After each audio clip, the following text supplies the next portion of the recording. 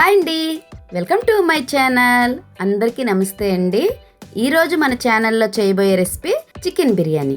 ఈ చికెన్ బిర్యానీ అనేది చాలా సింపుల్ రెసిపీ అండి. మన ఇంట్లో ఉండే ఇంగ్రీడియంట్స్తోనే చికెన్ బిర్యానీని మనం ప్రిపేర్ చేసుకోవచ్చు. చికెన్ పీస్నే కాకుండా చికెన్ బోన్స్ కూడా చాలా ఇష్టంగా నవ్వులుతూ తినే వాళ్ళు ఉన్నారు కదండి.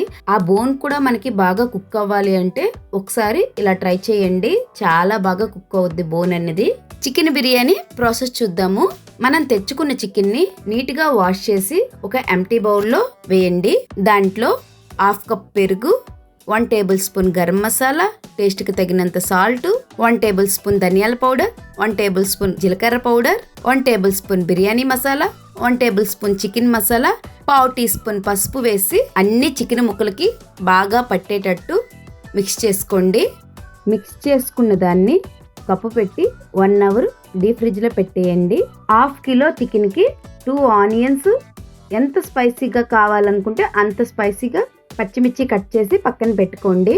ఒక కడాయి తీసుకొని 2 టేబుల్ స్పూన్ ఆయిల్ వేసి 1 టేబుల్ స్పూన్ నెయ్యి వేసి బాగా హీట్ చేయండి. అది హీట్ అయిన తర్వాత మన ఇంట్లో ఉండే మసాలా ఇంగ్రీడియంట్స్ లో కొంచెం తీసుకొని అన్ని దాంట్లో వేయండి.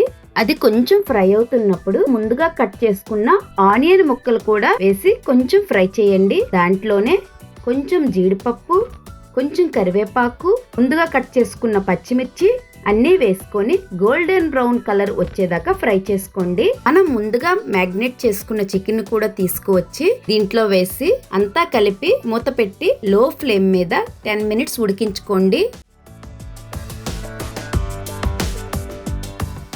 ఉడికిన తర్వాత దాంట్లో కొంచెం వాటర్ వేసి కారం, గరం మసాలా, ధనియాల పొడి, జీలకర్ర పొడి, బిర్యానీ మసాలా, చికెన్ మసాలా, పసుపు, టేస్ట్ కి తగినంత సాల్ట్ అన్ని 1 స్పూన్ వేసి బాగా కలిపి హై ఫ్లేమ్ మీద కుక్ చేసుకోవాలి.